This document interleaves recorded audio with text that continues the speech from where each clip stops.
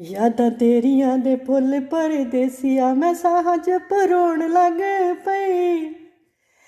खत पढ़ के पुराने तेरे सोहणिया हाय मैं कल्ली बैठी रोण लग पई यादां तेरियां वे यादां तेरियां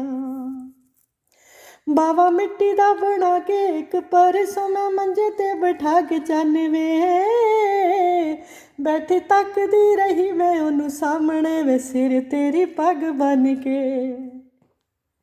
बावा मिट्टी दा बना के एक परसों मैं मंजे ते बिठा के चन वे बैठी तकदी रही मैं ओनू सामने वे सिर तेरी पग बन के लख वार मैं बुलाया ना बोलिया मैं नैणों हंजू चोण लग पई खत पढ़ के पुराने तेरे सोहणिया हाय मैं कल्ली बैठी रोण लग पई यादां तेरियां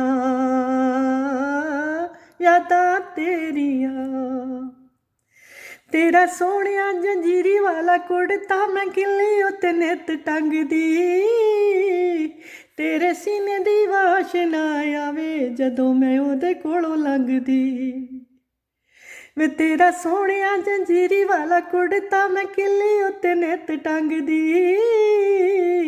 तेरे सीने दी वाशना आवे जदों मैं ओदे कोलों लंघदी राती तेरे वे भुलेखे मैं तहानियां वे उसनू बुलाउण लग पई खत पढ़ के पुराने तेरे सोहणिया हाय मैं कल्ली बैठी रोण लग पई यादां तेरियां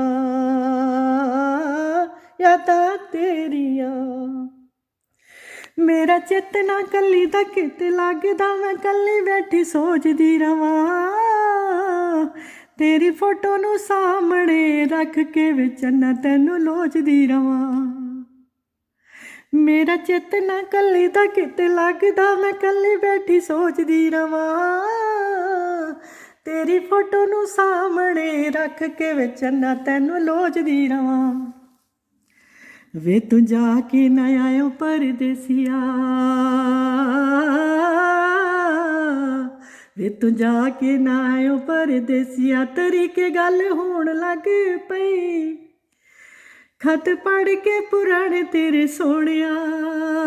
हाय मैं कल्ली बैठी रोण लग पई यादां तेरियां